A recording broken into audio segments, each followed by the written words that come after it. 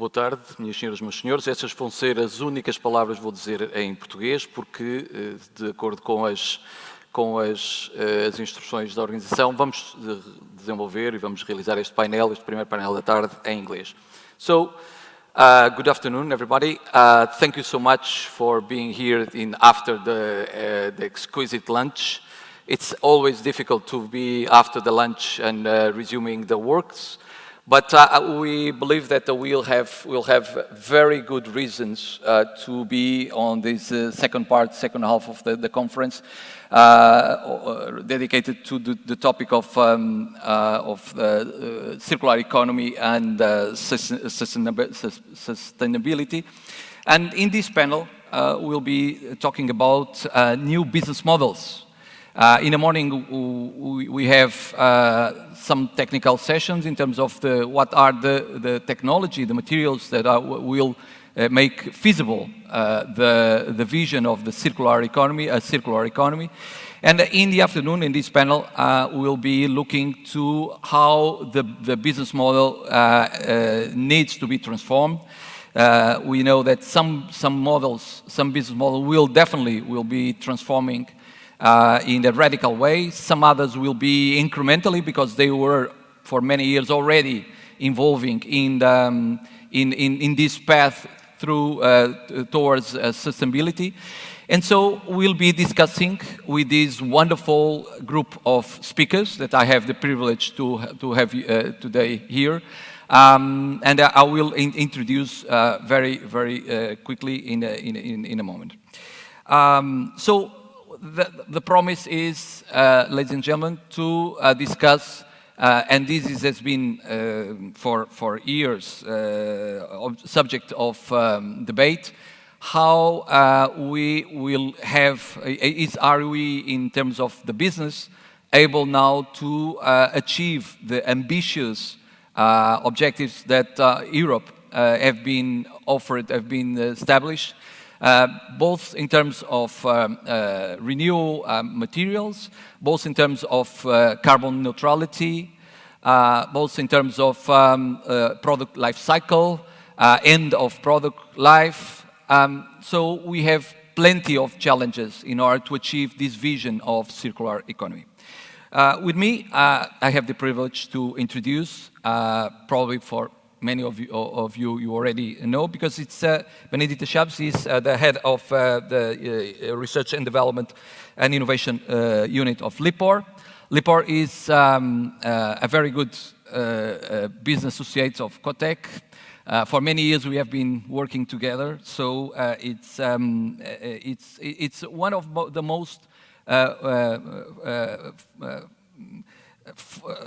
forward-thinking companies in terms of for many years already you envisage the vision of that resources, waste into resources vision, transforming. So there is no resources, there is no waste, sorry, there are only resources available. So thank you so much, Benedita, to be here. Miguel Mata is the Chief Executive of Sonae Capital. Sonae Capital is the financial and investment arm of one of the largest economic groups, both from your business are from retailing towards industry and some other businesses. And it's a mechanical engineer, by the way. We share that common basic origin. And has a large experience in managing companies, been in different companies, and more recently in terms of industrial equipment company. It's the latest challenge. She's not here. She's with us, but in a remote way. It's the new normal, as they say now. Anna Granskog. Thank you so much. Hannah is consultant from McKinsey, and is the head of the practice group of the electricity and natural gas European practice group.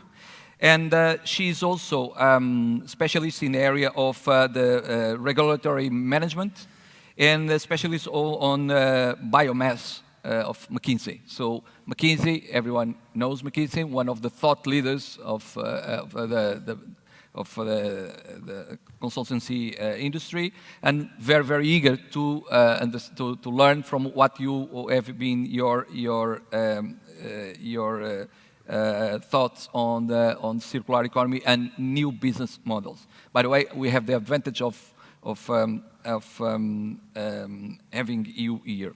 And finally, last but not least, we have José Carlos Lopes. José Carlos Lopes is the Chief Technology Officer and co-founder of Colab Net for CO2. It's a collaborative laboratory, very much focused on the capture of CO2, which is one of the major challenges for the next Gen EU objectives. So long-term objectives of the European Commission in terms of the new industrial model.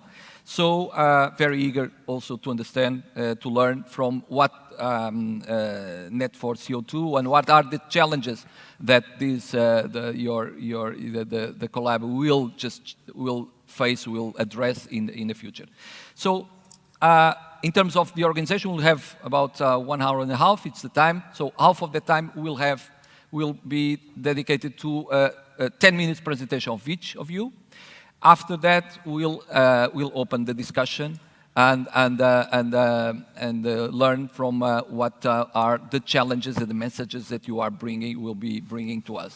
So for the audience, we invite you to use the app. You can pose questions through the app, and the moderator will be just looking at that. If I don't forget to look at, but please, I'll be looking to that. And so you can also to participate during any moment of the panel. You are pretty much welcome to pose questions to the speakers. So with no more delays, I will invite Benedita. Invite Anna Granskog. You will be the first to make your presentation. Thank you so much, Anna. The floor is yours. Thank you. I hope you can hear me. Good. So good afternoon. Thank you for the opportunity to be there with you, or be here with you, I should say. And it will be really hard for me to keep to 10 minutes on a topic that is very close to my heart, but I will do my very best. In addition to what Jorge introduced, I also do a lot of work now today in circularity and building new businesses. So with the sustainable value proposition. So therefore, very exciting to be part of this conference and talk a little bit about this. I will be very fast through the basics of circularity. So many of you may recognize this picture, developed or published by the Ellen MacArthur Foundation, who is really the mother of the concept of circular economy, and developed together by them and us in an attempt to start putting the concept on the map originally and start to put numbers around it. And what's beautiful with circularity is that it's a very intuitive concept, but also very rich concept, in the sense that there's very many different things you can do to actually improve circularity. It's, of course, you can make sure that you keep products and materials in use for very long. But you can also think about it, how do you preserve value when you actually then cannot keep something in use and you have to make something new out of it as a resource? Then what do you do to maximize the value you still preserve? And how do you make sure that you don't go from something that's fully functional to recycling it as material if it could have a life in between as a part in some other installation, etc. So there's a lot of richness to the concept. That is also, I think, a good source of different business model innovation.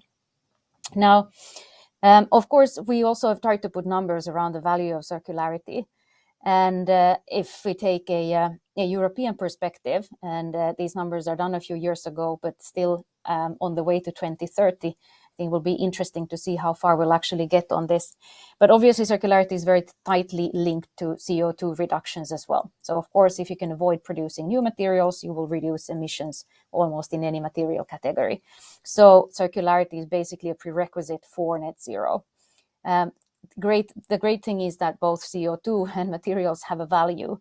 So there's a lot of economic value to be created out of circularity. We put the number out there that is close. It's so big that it's hard to understand, close to 2 trillion euros.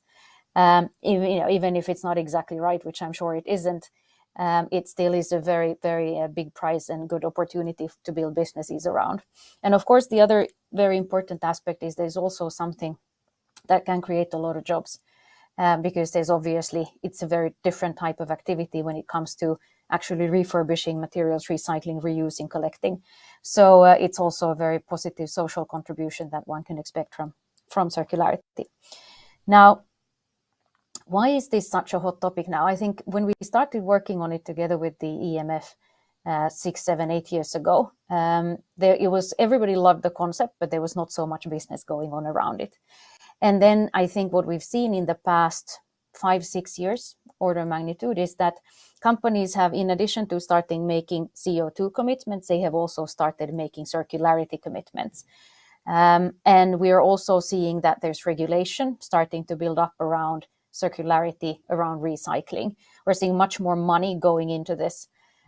So, whichever lens we look at, it's clear that circularity is finally starting to actually become much more of an everyday topic. And we really now expect a big acceleration. We are really seeing circular business models becoming much more mainstream. I think all of you have probably recognized how much packaging, consumer packaging, is being marketed today as more sustainable, more recycled content. There's a big boom in secondhand fashion, etc. So we're really seeing circularity move from having been the topic for the connoisseurs into a topic for the mainstream. And of course, the question is then, okay, so concrete evidence, please. And I think what we like about circularity is that we are really seeing the value starting to materialize, and the logic for companies to work on circularity is becoming stronger and stronger. So we see companies actually growing and making more money around circular business concepts. For instance, when Caterpillar has been able to actually take back parts and remanufacture them and sell again, they've actually increased their spare parts business significantly, to give an example. Or in many businesses, actually being able to use recycled materials as inputs has decreased their input costs, etc. We also see that many companies realize that there's a risk mitigating factor. And of course, also we're starting to see the reductions in the cost of capital for companies who are able to actually benefit their business models and circularity. So all of these things are coming nicely together. Also, as I said, regulation, you're probably extremely familiar with the EU action plan around circularity. And what is, of course, the single-use plastic directive was just a start, but more importantly, it's becoming more systematic about pushing circular regulation or circularity regulation into several different areas. And also wanting to make sure that new things, so for instance, EV batteries, which is a new emerging category now, gets basically built, the whole industry gets built with the mindset of circularity from the start. So extremely positive as such. And then some concrete company examples that I promised to you. As I talked about the circularity commitments, one of my favorite ones is a company that everybody knows, IKEA, from Sweden, which has made a commitment to say they will be fully circular by 2030. It's a very exciting commitment. I think they haven't been entirely explicit about what that means, but it's really a step up in terms of actually committing. And they are now opening up take-back schemes. They're looking at all their materials. How much can we, have circular content, with the aim of course, maximizing that. But also very different companies like Microsoft with the massive data centers and servers, and of course also otherwise a lot of IT equipment, basically systematically collecting old equipment that doesn't necessarily or anymore meet their super high requirements, but can still be refurbished and resold to third parties. On the packaging side, we talked about that battery recycling, new players on the battery recycling side popping up, but also interesting new technology investment. So textiles I spoke about, and there we see actually from the Nordics, several different technology companies that are looking into ways of taking used textiles, such as whatever we are wearing, all of us, and turning those into new textile fabrics, which is also a major contributor, considering that the cotton and polyester that are the most used textile materials both have a pretty high carbon footprint. And we're seeing these companies, making big investments at scale. We're seeing them IPOing. So they're becoming real technology leaders. So in general, very much like good, concrete, big examples, no longer a concept for only for the margins. If we take a step back then and ask ourselves, so how should could a company think about circularity? And I'll try to speed up because I think I'm probably using more than my 10 minutes already.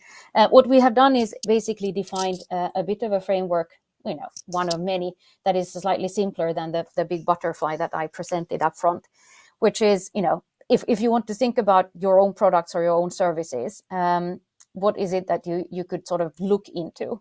And there's a question of resource efficiency. If we start on the right-hand side, the blue-hand side, how do you optimize the use phase of your product? And then how do you take care of responsible end of life?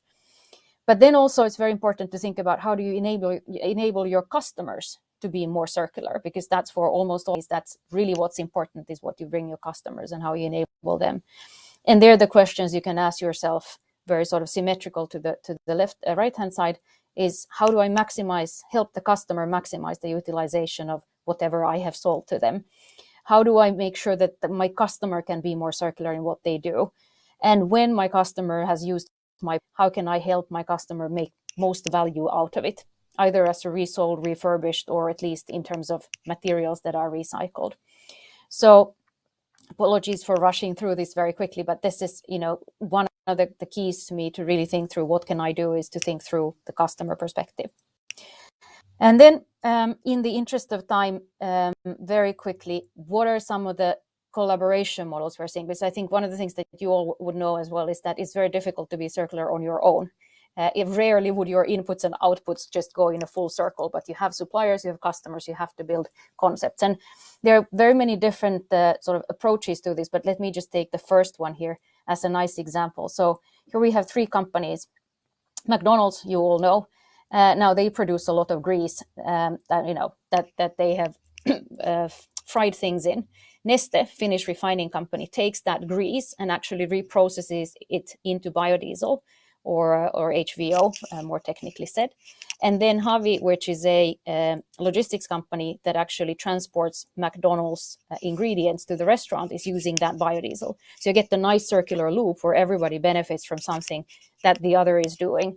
And that type of sort of grouped partnerships and creating those type of local or sometimes even global loops is really a sort of typical way of going about circularity that we see in many other domains as well. So let me finish off by just summarizing what do we typically see that real circular leaders do. First of all, they do, I think, what I refer to as sort of what IKEA had done. So setting something that sounds nearly impossible as a goal, something that you would think, okay, this is slightly crazy, but they nevertheless dare to do that, because then that starts to realign what they do and how quickly in a much more ambitious space. Secondly, they try to, and they from the start, they have decided this is going to be good business. So it's not charity, it's not investing for nothing, but it's really seeking the ways to make money early on, like the loops that I described here. They don't try to do everything, so they don't have a circularity, competition where they have 1,000 ideas and implement everything, but they do a few things where they can invest very big behind them. And then they really start to think about the consumer or the customer, depending, of course, if you're B2C or B2B. They push innovation. Rarely can you do something circular without some technology innovation. I think that's also true for broader sustainability. And when you are ambitious about that technology innovation, it can truly change the economics, so you get that business case positive. And then finally, the partnerships. Really important to do this together in different constellations.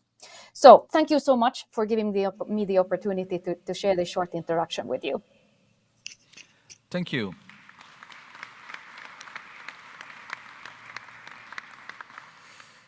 Thank you, Anna, for this insightful presentation. We'll move quickly to Benedita, please. Floor is yours.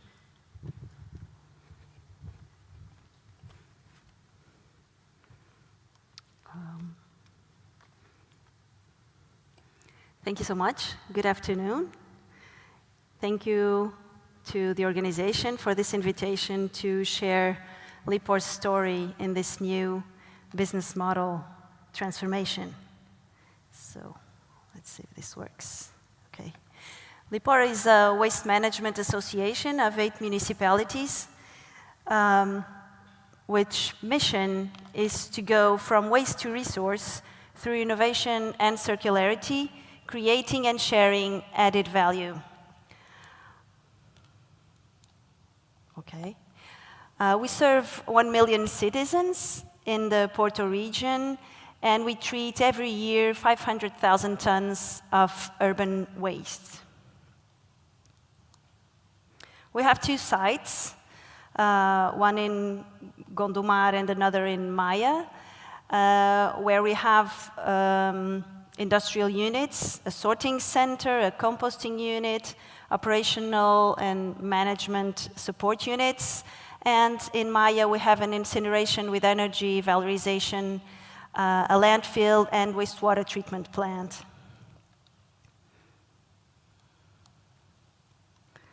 We are a non-profit public association.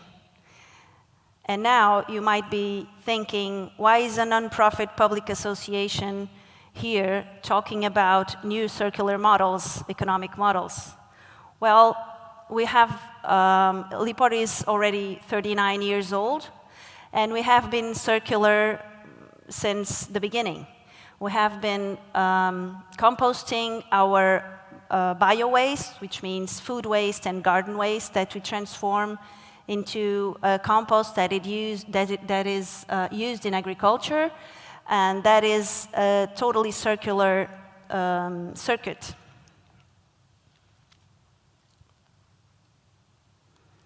We have a lot of other projects, circular projects. That is the most obvious one that we have. A few years ago, our board, our administration, challenged us to start a transformation and to change our business model. This is not very useful, very common in the public sector, but that was the challenge that was given us. And it was particularly special because circular economy, which is this buzzword that is now trendy, we have been doing for a long time, is now especially, or the most common examples that we have, is to transform products into services. And in our case, we are thinking it the other way around. So what we have, we are a service provider, and what we are doing is to transform services. Instead of being a service company, we want to be a product company.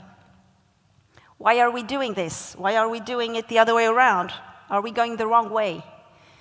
Well, we see ourselves as being at the end of the value chain because our input material is your output. So everything that every citizen doesn't want and throw away is what comes to us. So we don't know what it is.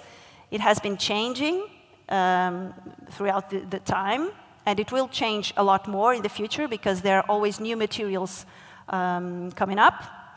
And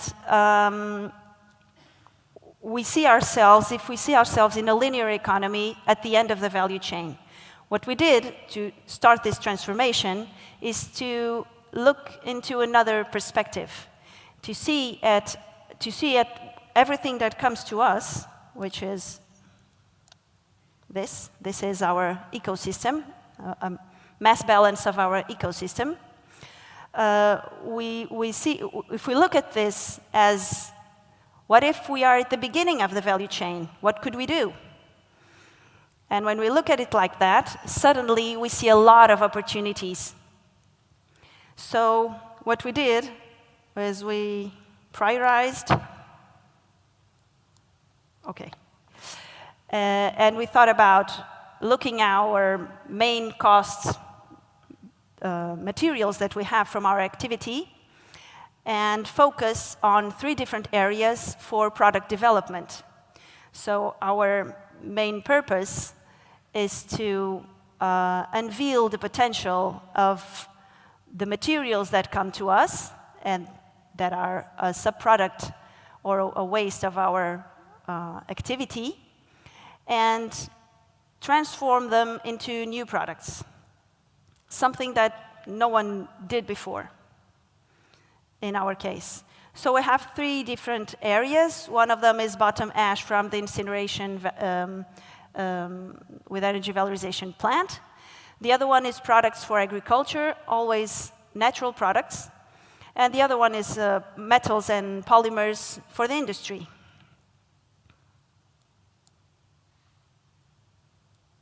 Oops.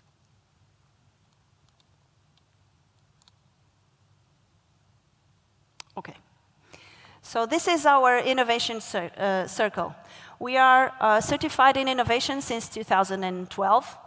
And this certification has been a great path, a very good way of reflection and structure, to structure innovation, is the way that we can, the best way that we can use to change this transfer, to go to this transformation model. So I'm sorry, this is in Portuguese, we don't have it in English yet. This is our innovation cycle, and we intend to go from waste to luxury. Not just go not just be a little bit better, but to change it totally. So it's quite complex, I won't have time to explain that. You can see the colored circle, that is the sustainable development goals, which are the basis of our activity, because every product that we are developing has to be sustainable. We have to guarantee that. That's why we always apply eco-design to all our products. This is one example of what we have been doing. You can see on the top right side, the bottom ash that comes from our incineration plant. This is the waste of the waste, like there's nothing else you can do with it. And we have been knowing it a lot better, so a lot of research and development that we have been doing on it, in partnership with the academy and a lot of institutions, R&D institutions. And we are, at this point, developing 5 different ways and technologies for transforming this material.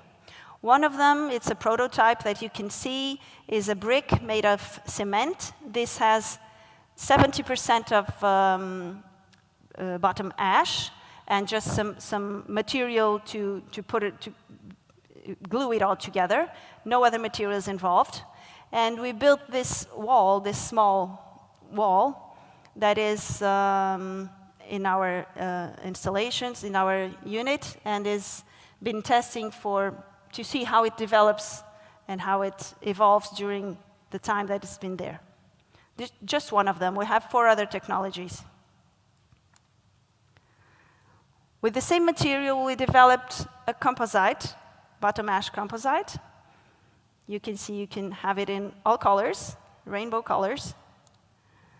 And last year, with this product, this composite, we won Red Dot Design Award.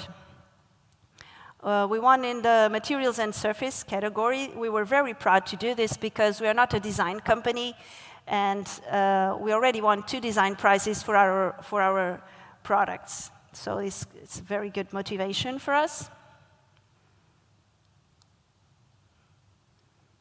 And finally, I will leave you with some KPIs. One of them is the one that we measure our innovation maturity in the organization, is the innovation scoring, which is a tool for reflection, internal reflection about how can we evolve in innovation in all the organization, not just the innovation unit, but with everyone. And we believe that if we don't have everyone in the company thinking in an innovative way, we will not be able to change it. So the innovation culture is very important for us to achieve this new business model.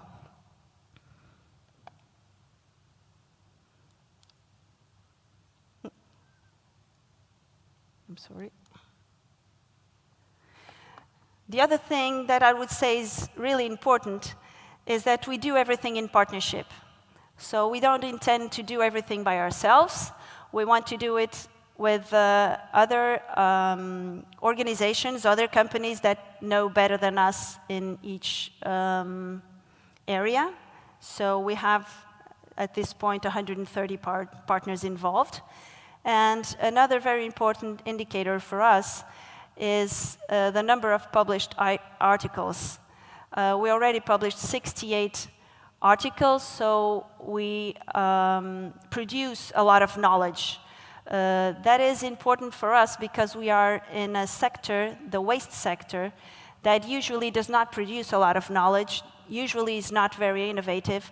So it's very important for us to develop all these areas and different knowledges so we can evolve in this area. So the future is now, and the most important thing I would say is that we have a lot of challenges ahead, and sustainability is in our DNA at LIPOR since ever. Sustainability not just in the environmental way, but obviously the economic sustainability is the basis, because if we are not economically sustainable, we cannot do, we will not survive and we will not be able to do anything else. So that is the number one. But we are very involved in social sustainability and environmental sustainability. So thank you so much for your attention, and I'll be happy to answer all your questions. Thank you. So we move quickly and invite to the floor, taking floor, José Carlos Lopes, that will be bringing us his views on how to capture efficiently carbon. Okay, good afternoon, everybody. I would like firstly to thank INEGI for the invitation. It will be a pleasure that we are here sharing our knowledge and our studies and our results relative to our organization. Okay. So we are a new entity from our national scientific organization. It's called Collaborative Laboratories. Our name is NET for CO2. And so it's a network of competencies and technologies aiming to create products and processes towards a sustainable carbon dioxide circular economy. We have 6 associated members, 2 from the private sectors, from Galp, that everybody knows, and also from a private equity venture capital company, Change Partners.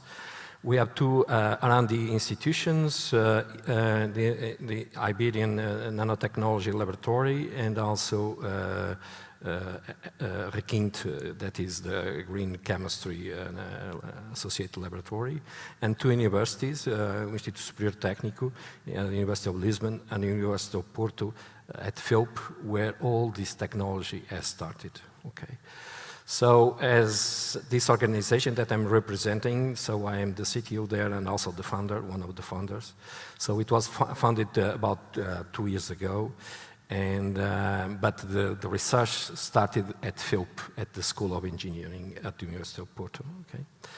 So our objectives, they are really interesting. So we want to address global challenges in the energy and mainly explore novel disruptive technologies. This problem of the CO2, using CO2, capturing CO2, can be an opportunity for new technologies to solve the problem, and that's what we are bringing here. So we also want to strengthen the relations with universities and with industry, and that's why we have stakeholders and members that are from the university. And we want to contribute mainly to the Mid-Paris Agreement That's our main goal. Okay. So firstly, before I start talking about our solutions, let me tell you something that we have learned. The problem of CO2 capture is a major problem. It's quite challenging, and sometimes people, they talk about, well, we are producing kilotons of CO2, we are producing megatons of CO2, and people don't realize the size of the problem. And it's very simple I think it's to realize how important this is. In Portugal, yearly we produce about 50 megatons of CO2 and it comes, most of it is coming from industry and also from transportation, okay? And, but there is another waste called solid waste, urban solid waste, and the Portuguese produces half a ton, 500 kilograms of solid waste, but of CO2 is 10 times more, okay, in terms of mass. And if you realize what is the system, what is the infrastructure that we have in Portugal nowadays to treat the urban problems, now if you have 10 times more mass that you have to take care of, you start realizing how big this problem is, okay? So we tried to bring one technology that was developed in Portugal. It's called net mix technology, which is very good for mixing things. And as you'll see here, the key problem is to mix CO2 and the liquid. And we have developed this in different endeavors, from nanoparticles, pharmaceutical products, but now we are dealing with gas hydrates. So what is this thing about gas hydrates, which is a solution for the capture of CO2?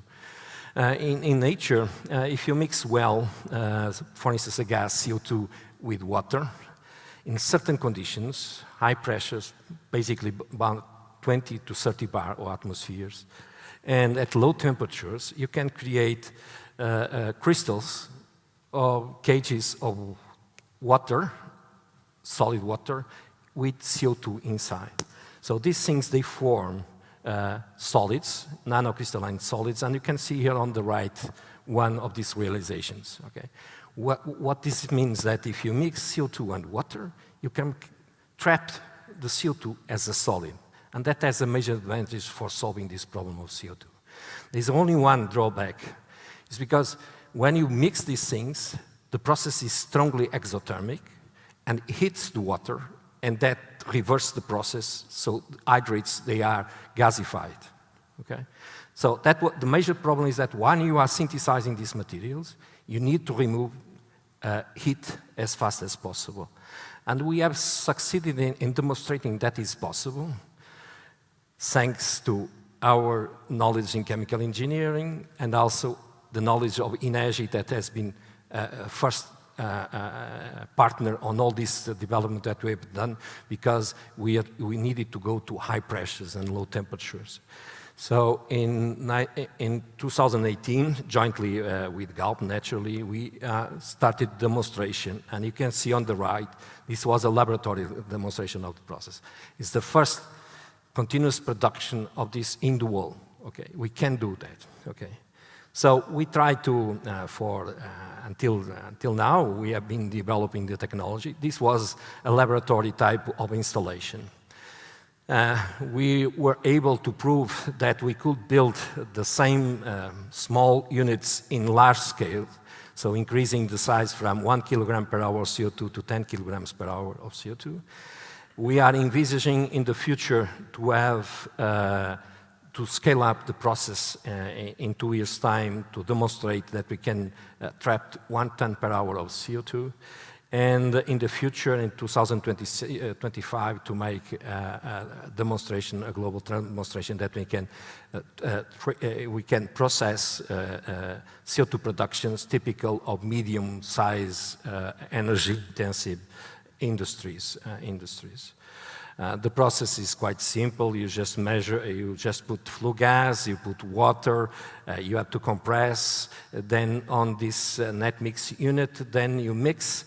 Afterwards, you release the purified air, and then with CO2, you have 3 ways of doing that. You can transform it either in liquid or in solids, or as a slurry, a suspended slurry solutions. Now, what is the novelty of this technology? Well, the novelty of the technology is mainly because the technology is modular and it's quite compact. Here I just make a comparison with the best available technology for making CO2 capture. Actually, at this moment, there are at least one company that will be able to provide technology for doing that, but is with a much larger size and also using organic solvents, amines, okay? But that is on the market. We have some aspects, these modular and compact things. We are making this with water, so we are not using organic solvents, and other applications that you can see here on the graphs. So the problem now that I want to share with you is that we are trying to developing the technology that we call a processing technology that we call air pure, that transforms flue gas into clean air. Then we can produce either liquefied CO2, we can produce hydrates and transport by train, but definitely they have to go somewhere. These CO2s, this amount of CO2 has to go outside. This is waste, okay? It has to go back to geological sequestration. We have been pumping the carbon from hydrocarbons, from oil and gas, from the Earth to the atmosphere, and the only way to solve in 50% this increase in CO2 is to put it back. There is no way we can, and I will show you, there is a lot of developments relative to reutilizing the CO2. It's very nice, but it has some drawbacks. But we are believing that is the future. The future will be to produce CO2 from hydrocarbons, but capture it and transform it in other materials, okay? And so we are also involved with the same technology, in this case in special reactors, to produce synthetic fuels and also to produce blue hydrogen. This blue hydrogen is coming from natural gas, but with CO2 capture. Okay, so there is no impact. Okay, and I think that is going to be the future, but we are at the stage nowadays that we can prove these things. Now, let me share with you some very interesting, if I have 3 minutes, very interesting experience that we have gone through thanks to INEGI about 1 year ago, more than 1 year ago, asked us if we could do a joint venture with a major Portuguese company called BA Glass, and because they wanted to find a technical solution for their CO2 problem. And we started addressing the problem, and the first thing that we first started with a single furnace. A single furnace produces about 5 tons per hour of CO2, the same amount that the Portuguese produces in 1 year, okay, but by hour it's 5 tons.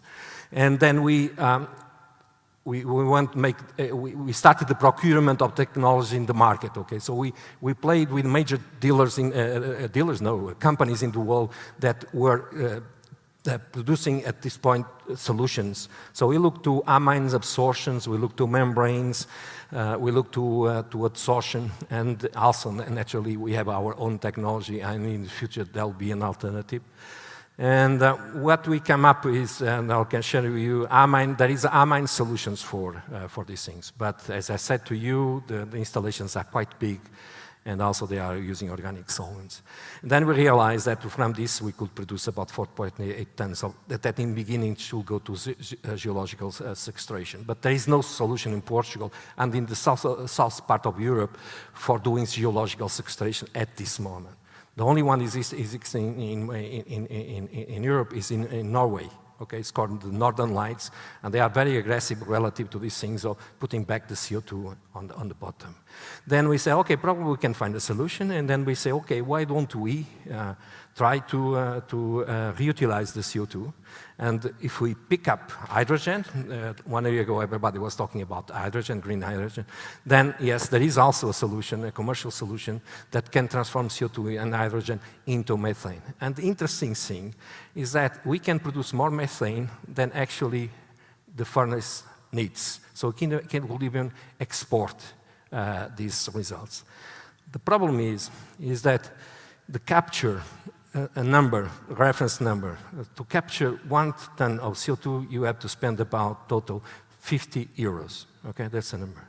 The problem is that when you start trying to do this reutilization, then the thing that is more costly is the OPEX numbers, the cost of the operation, and mainly because the green hydrogen is quite expensive. Okay, so in the future, definitely these solutions they will come up, but we have to reduce the price of hydrogen. Okay.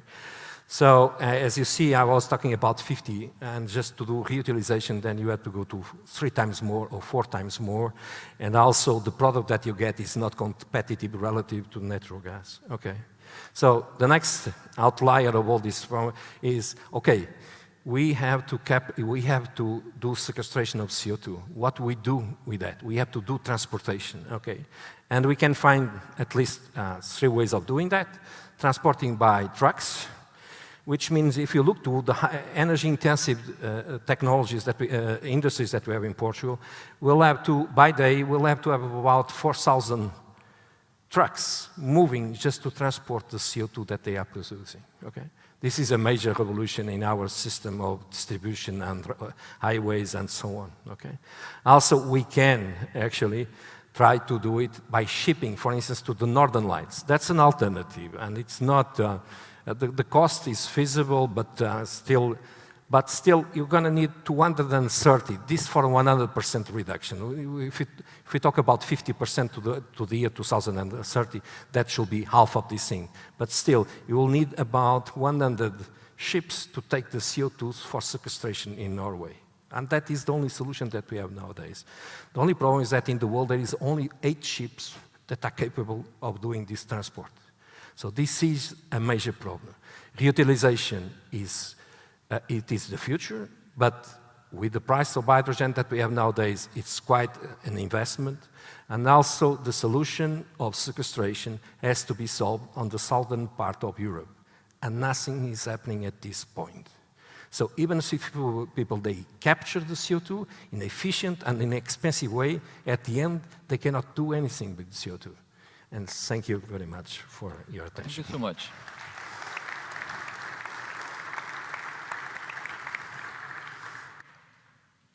And to end this the first cycle, I invite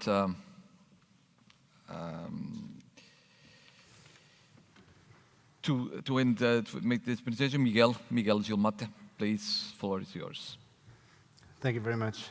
Good afternoon, ladies and gentlemen, and thank you for inviting me to INEGI.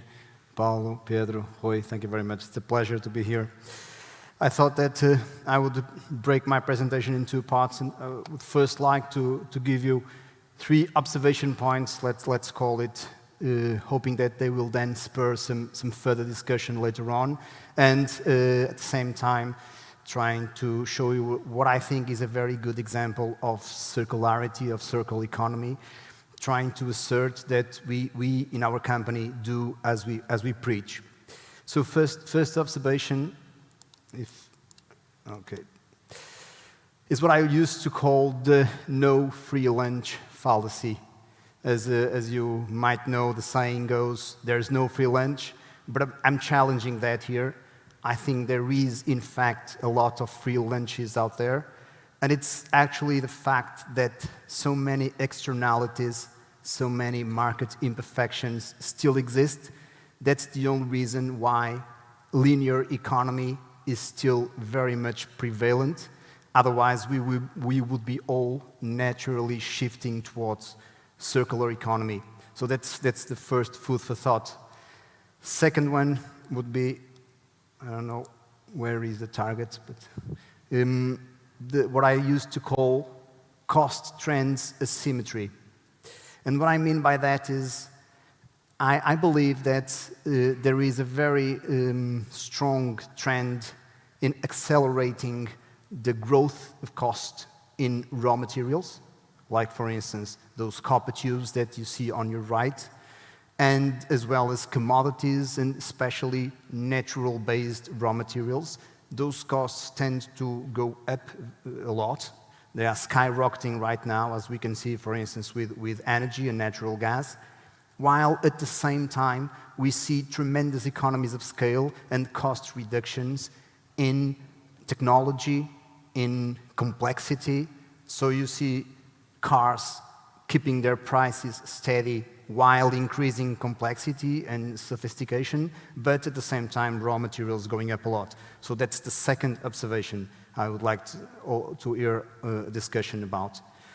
And now the third one would be about creativity. I think that with technology advances and all the knowledge at our hands, we are capable of transforming virtually all waste materials, all residues and undesired outputs from most of our processes into new raw materials or new products or services. So that's a challenge of creativity.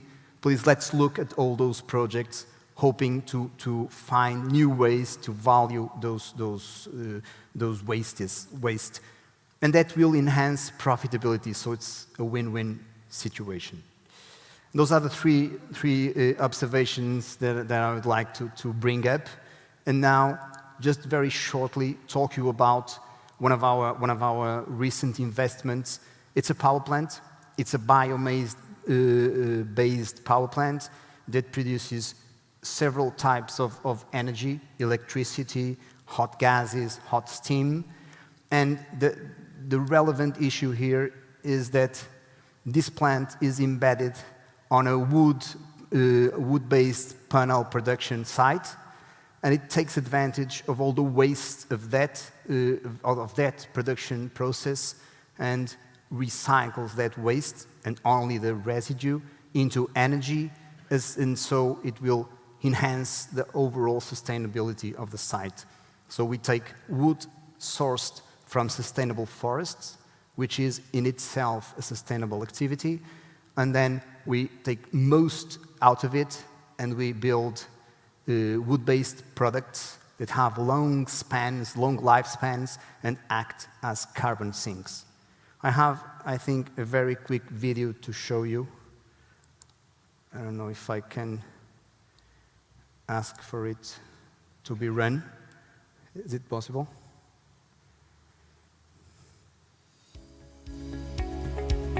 O mundo está a mudar. Todos os dias as necessidades energéticas da população aumentam. E é essencial descobrirmos formas de dar resposta a essa procura através de fontes de energia sustentáveis que protejam o ambiente. Corremos contra o tempo para limitar os efeitos das alterações climáticas no planeta, que provocam cada vez mais ondas de calor, secas, incêndios, inundações, tempestades e outros fenómenos atmosféricos extremos. Na CapWatt, acreditamos que uma das soluções passa por utilizar os recursos naturais de forma mais eficiente, apostando na transição energética para limitar os efeitos das alterações climáticas. Com a produção de energia renovável através da biomassa florestal residual, conseguimos diminuir a dependência em combustíveis fósseis e reduzir as emissões de gases com efeito de estufa para a atmosfera. Na nossa central em Mangualde, utilizamos a biomassa para a produção de energia elétrica e térmica, aproveitando os subprodutos da floresta e contribuindo para a descarbonização do setor eletroprodutor e da indústria. Desta forma, conseguimos manter as florestas mais saudáveis para combater as alterações climáticas, protegendo os ecossistemas e minimizando o risco de incêndios. Esta central permite satisfazer a globalidade das necessidades de energia térmica do processo fabril e, em simultâneo, produzir energia elétrica renovável, atingindo uma eficiência global próxima de 90%. Assim, geramos valor em toda a cadeia produtiva e contribuímos para um futuro mais sustentável. CapWatt, powering your business. Thank you very much. Thank you. So, after this first round, I would like to remind the audience that you can also participate in this discussion, this debate, by posing questions through the platform. By the way, we have here more than a couple of questions that I will be able to deliver in a minute across our debate. But I would like to start opening the debate with a question to Anna. That you announced that circular models would become mainstream or will become mainstream by 2022, after a decade of involving, of creating awareness, of lobbying, and some kind of, some level of regulation in terms of European Commission intentions. Sometimes some good intentions, sometimes some hard regulation. The point is that when you, as a consumers, not as a specialists, as a consumers, we look at the market and we see a lot of obsolescence in the market coming from the mainstream. By the way, most of your examples are coming from large companies. But we see also models, production, industrial and production models coming, and products that are prone to obsolescence, and are obsolescence-oriented models, products. So, and we see also some failures that are also evident, and we are in 2021. We see, for instance, that the right to repair, that's something that the European Commission have been vocal on trying to regulate. It's pretty much most of the operators, they comply that there is no right to repair, because the manufacturers, the OEMs, they don't open the specifications of the products. And we see also some strange economic externalities, as we see that recycled materials, raw materials, the marginal cost of producing those materials is higher than the prime materials, the natural materials. So, and so all these, are you confident that this announcement of the mainstream, so circular models will become mainstream in 2022, is really something that we can fight for, but it's not really, we are not really prepared for that, and it will take some time. By the way, what we see in the Commission, and that's another comment I'd like from you, we see a strong obsession on the climate neutrality, so CO2 capture and so on, and not so much emphasis on the rest, on the remaining areas in terms of a true circular economy. Do you agree with this perspective? A long question. So maybe I should have been a little bit more precise, because of course, what I meant by mainstream is that we're actually starting to see circular models in everyday life. It doesn't mean that everything is circular. That's very clear, and that challenge I fully accept. But I think, for every individual's life, they will encounter something circular, just to push to reduce food waste and circulate packaging. The speed at which second-hand phone companies have popped up, so companies that basically buy your old phone, refurbish and sell it to the next owner. So that type of phenomenon I was referring to, and I'm completely with you that there is still a lot to go before sort of circularity is dominant. So no challenge there. To the question of, is circularity being pushed with the same force as carbon neutrality? No. However, I think carbon neutrality cannot be achieved without circularity. So the question is then, maybe, do you need additional regulation where you basically get a sort of two-step regulation pushing into the same direction? Or do you believe that the carbon regulation will actually drive the right type of behaviors and the right type of economics? And I don't have a great answer for you whether there should be more. I think that the steps that have been taken, say, mandated separate collection of textiles, for instance, is good. So that helps. And there are probably other verticals where this could be much faster and so forth. But I'm not an expert in sort of EU policy being translated to national legislation, and I think the effect really varies by country. So by now already Sweden has or is putting in place extended producer responsibility regulation for textiles, not because they have to, but because they've chosen. So I think there's probably quite a bit of national color to a lot of this regulation, and EU alone won't solve it. You mentioned also that there's a profile for leaders in the circular transformation. And some, I took note of some of those traces, setting up impossible goals, and focus on specific areas in the business model.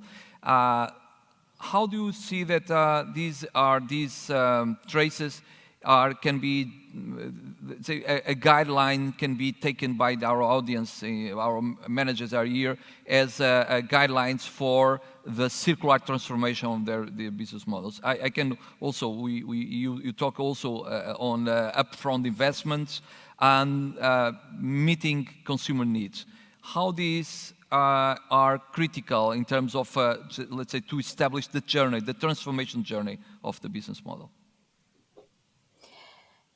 It's really hard to answer that question in sort of general terms. It depends a lot which business you are in, because it will be easy or difficult, and it's very different things that you need to do.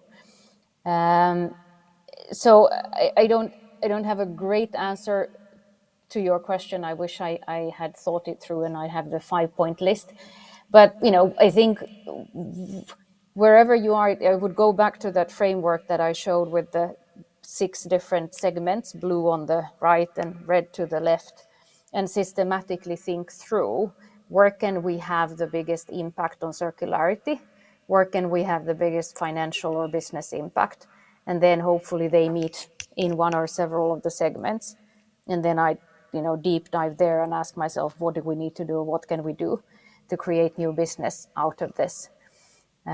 So you need to a little bit systematically go through the different aspects of circularity and how they fit into your specific business, and then really become a little bit ambitious in one of those.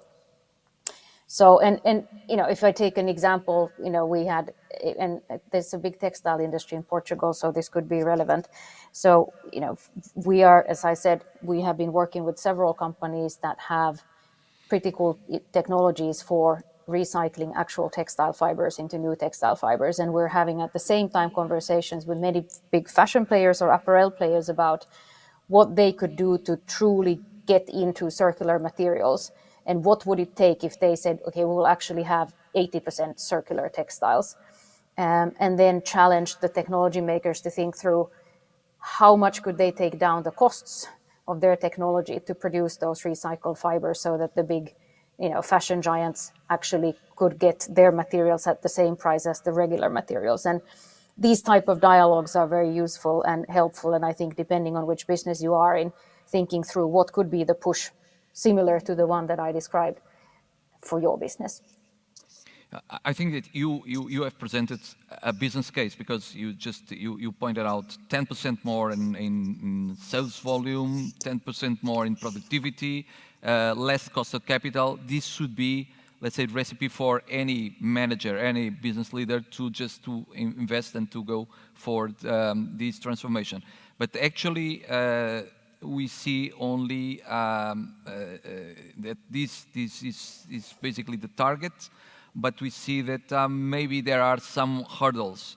Can you offer quickly what do you see that are the main barriers for the business to capture these business benefits that you pointed out? I think the main hurdle, especially if we talk about something ambitious, is often that you need to step out of your current business into actually doing something else or being exposed to potentially a different part of the value chain. I think also Viviana talked about this, right? Not Viviana, sorry, Benedita. So that I think is one thing that can be a little bit scary. So if you're involved in producing product X, but then to monetize circular economy of your byproduct, maybe you need to get into a different value chain. And I think many companies find it very difficult to step out of their core business into something that's not familiar. So that's one hurdle. The second hurdle, I think, is often, of course, that some initial investments might be required. Some companies actually create separate entities where they take in outside financing to be able to grow the circular businesses fast enough, and to enough interesting scale. So capital is often another hurdle. And then sometimes it's really that the technology still needs to sort of, it's different technologies, so you need to develop new technology, and may just not have the capabilities in-house, and you're not sure enough about the opportunity to actually hire. So that could be a third type of challenge. And then sometimes I think the fourth one is that companies don't push the business case far enough, and therefore they don't see the money, and hence no case to invest. Thank you, Anna. I move quickly to Benedita. We have a lot of questions from the audience now to you. So some of the questions that I had to ask you, we can just bring the audience back to here to the stage. And I will start for this idea that you are transforming your business. There was an old saying that the waste of a man or a woman will be the treasure of another. So you are just betting on this for almost 10 years, as much as I can remember. So how can you? And one of the questions was congrats to your trying to disrupt your own business. How can you create a culture, innovation culture, in which you accept that you can just destroy the existing business, at least to create a new business on the top of the existing business? How you do in terms of in cultural terms? How can you transform, as one of our attendees say, a company that was by definition was not the first candidate to be an innovative company? Yes. Well, I would say LIPOR has been innovative since the beginning. We've always been pioneers in all that we have been doing. But in the last 4 or 5 years, we've had this challenge, and the vision is a little bit different. So, as someone said earlier, if you are the number one of your sector, in 10 years from now, you want to still be number one of your sector. Well, in our case, in the urban waste sector, that's pretty much our position too. It's somehow similar. We've always had this innovative culture. Now in the last 5 years, we've been structuring it, and the structure helps a lot to create the culture and the awareness of the culture. Sometimes you need to show yourself what you're doing so that you believe in yourself too within the company. So this is an internal communication process, and it's a process. It's a path, step by step. You need to go by the stairs. There's no elevator here. You need to go step by step and to conquer everyone in the organization. So for us, it's a big challenge, and we need a lot of resilience to do it, but we're not going to quit, because we do believe that that is the way that we're going to be successful in the future. And what we would really want is to not have any waste to treat. That would be, it sounds like a paradox, but it's pretty much what we would like to achieve, that everything is really looked at as a resource, and that we can reintroduce it in the value chain in the circular economy, as long as it's sustainable, because we cannot do that at any cost. That is some other thought that I didn't talk about, but that is, I think, very important for us too. Two quick questions. One is, or you mentioned that you are just betting on developing recycled products with higher quality in order to serve an unserved market. Absolutely. The point is, are you partnering? There is partnerships already with industrial companies, or else you're still only just partnering in terms of R&D and innovation projects, but not really partnerships just with industrial companies for developing. Mm-hmm. And the second question is, can you anticipate what will be the fraction, the weight of this part of this new business in terms of your existing business? Say 10%, 20%, probably will grow in the future, but say in 10 years' time, how much this could represent in terms of your the whole business. Well, I don't have a figure for that. Our goal 5 years ago was to develop 10 sustainable products in 10 years. We already developed and launched 4 of them this year. You are selling already those products? We are selling the products, yes. And we have a lot of them on the way. So in the next 2 or 3 years, I think we will reach that goal, so earlier than we thought. But R&D and development is hard to do because there are a lot of things that we didn't count on, and it's really hard to prototype, and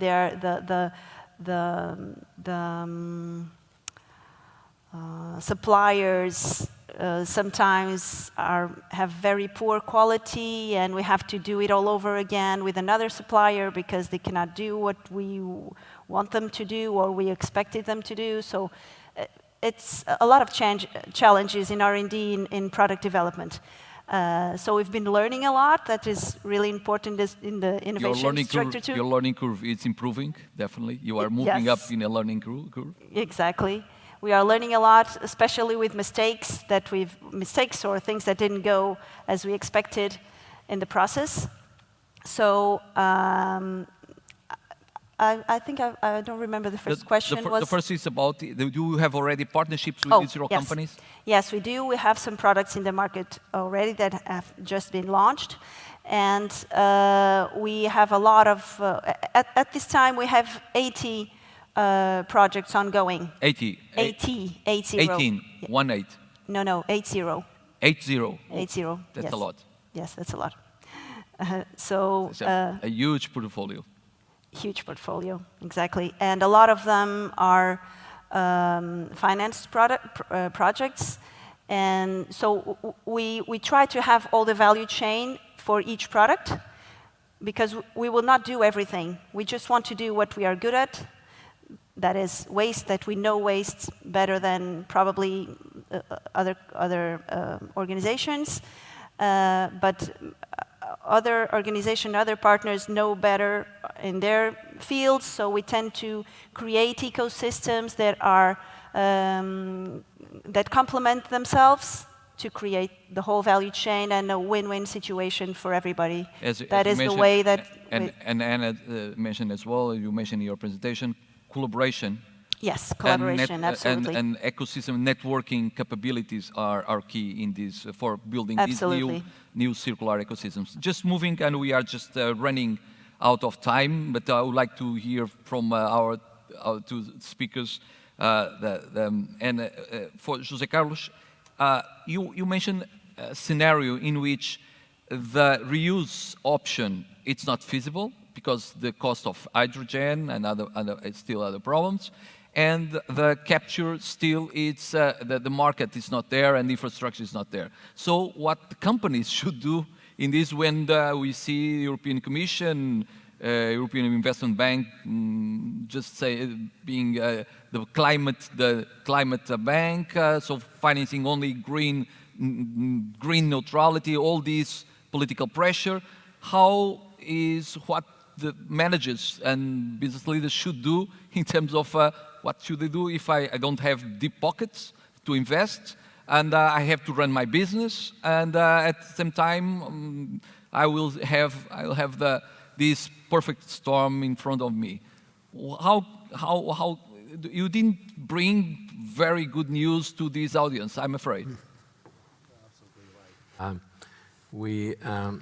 That's the problem, and that's why I address these issues over here. I think somehow I'm trying with the stakeholders of our activity, I try to impress them that they have to raise the level of discussion relative to these things, okay? I think this is not an economical problem. This is a survival problem. This is a social problem. So it has to be addressed by all the players. If you try to force the industry to solve by themselves the problem, I don't think there is a solution because the investments that are necessary, they will just destroy the business. It's a totally... See, one of the things that we are faced with BI glass is that, as they say, they are very good on doing glass, but they don't know anything about amines. So just this, bringing other technologies that are foreign to their business is just it's a very elaborate thing. And the final thing is, even if you capture the CO2, where does it go? No, there is no solution. But don't forget something that I mentioned. The future is going to be getting hydrogen from hydrocarbons, okay, from oil and gas, capturing CO2, and then synthesize products with CO2 and hydrogen. That's going to be the future. But why? Because they are much more pure materials. The production is much more controllable than nowadays that we go to oil and gas and then we try to extract things, okay? So it's a totally different way. So in the future, we'll be doing chemical products, plastics and so on, in a pharmaceutical type of endeavor, okay? We are really making pure things. But that's going to take a major effort because we are constantly pumping carbon from down the earth to the atmosphere. And that is going to continue, okay? It's very simple. 50% of the energy has to come, the electricity has to come from either carbons or from nuclear. Those are the two options that we have nowadays. Can you envisage, let's say, an horizon in terms of the technologies available will become viable in terms of a business model for a large number of companies, and not only large companies, but also a number of small and medium companies, which actually in Europe are the tissue, are the fabric of the European economy, and where also is a lot of innovation also coming in. Do you see an horizon in front of you, or is something that we can't see still yet? No. I didn't talk about our business model because we are a collaborative lab, but our main driving force is that we want to commercialize these capture and also reutilization technologies. But you have to rethink the chemical process or the process itself. You have to use new technologies that are compact and modular, and that's the driving force why we are trying to contribute. Because yes, the problem is that we are talking about one, I think one glass furnace produce about 40,000 tons of CO2 per year. Galp refinery in Sins produce 2.2 million tons per year. So there is a huge, change of scale, and for each scale and for each industry, there will be an optimal solution. There is no solution that will cover everything. Energy integration and energy efficiency will be very keen, quite important for development of these solutions. Okay, so there is a lot of market for these things and a lot of challenge. But the main problem is that we don't know where to put the CO2, and the reutilization nowadays is quite expensive. Just moving to Miguel before the last round. Miguel, basically you mentioned three challenges. The first is and three new paradigms for the business and for the economic theory. That is one that there are actually free lunches. Anna also mentioned that 10% more of sales turnover, sales volume, productivity. So this means really too much good to be true. But at the end of the day, you move also to something that we see every day. There's a lot of externalities. So the take, make, and waste model. It was built in the old industrial era, and now we are moving to a different world in terms of consumers and requirements and availability of. So, what do you, when you are assessing new projects, new ventures? Are you already going to? Do you put the lenses of the circular economy, the circular value creation? Or you look at the linear or in hybrids. Let's say, okay, this is not circular, it's not linear, it's an hybrid model. How do you assess your investments? I'm sure that we can assure that we try to have a purposeful lens, so looking at all the angles, including circularity. We aim to be a purposefulness company. I would be lying if I say that that's easy. Of course, we have a legacy of looking at most investment opportunities on a more pure economic sense. But that's something that's very much on the table nowadays, trying to assess all of our investment projects, including that lenses. That's a very, very clear objective, and we strive for it. In your perspective, what should be, you are not a regulator, you are a chief executive, you are a manager, so, but what should be the incentives or disincentives that we could put forward in terms of the business in order to move forward in terms of more circular transformation in businesses? Not speaking about the carbon neutrality, because everyone is speaking about that. Yeah, I would say that generally, I guess all the measures that try to move us in terms of decreasing the amount of market imperfections and externalities should be positive. Having said that, it's a very wide definition, of course, and it's very hard to obtain a perfect market.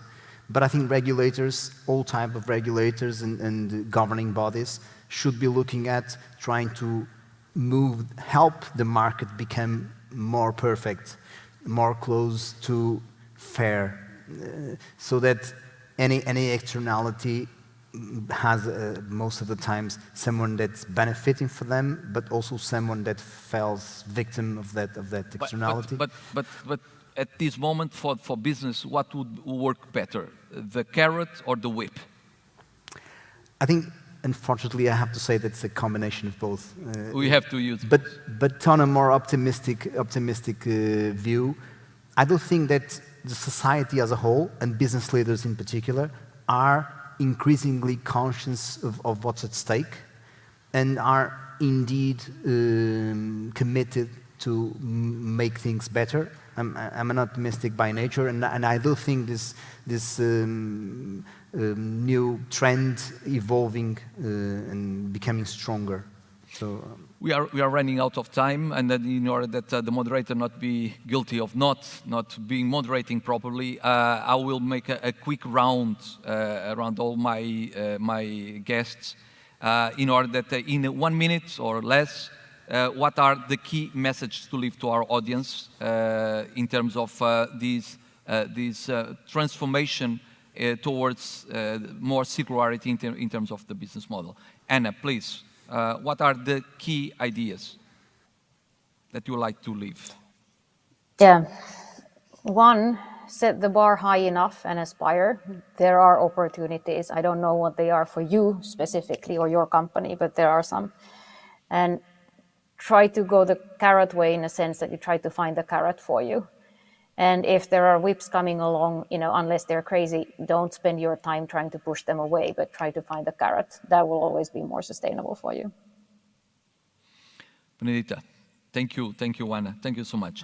Benedita, very key ideas to leave in terms of how this wonderful world, this vision of waste into resources can be achieved. I would say we need to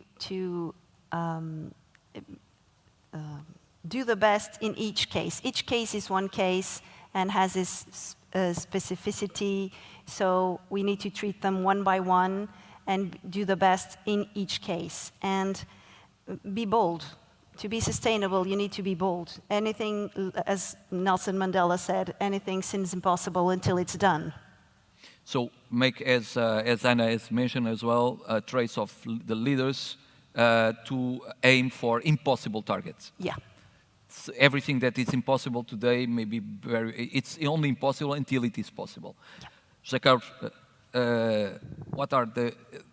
how can we make possible these achievements, these long-term goals, in order for a long path can be just taken with small steps, but today?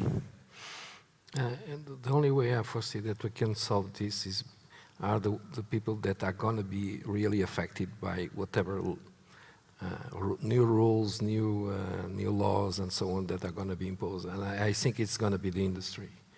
I think it's necessary that the industry starts speaking out with everybody, including with governments, with people, and try to discuss these things. Because most of the time, sometimes people, they don't realize of the mistakes and they forget the solutions that are possible. I'll just give you a very simple thing. These amounts of CO2 that we have to transport, the easiest way to do it and less expensive is to make pipelines, okay?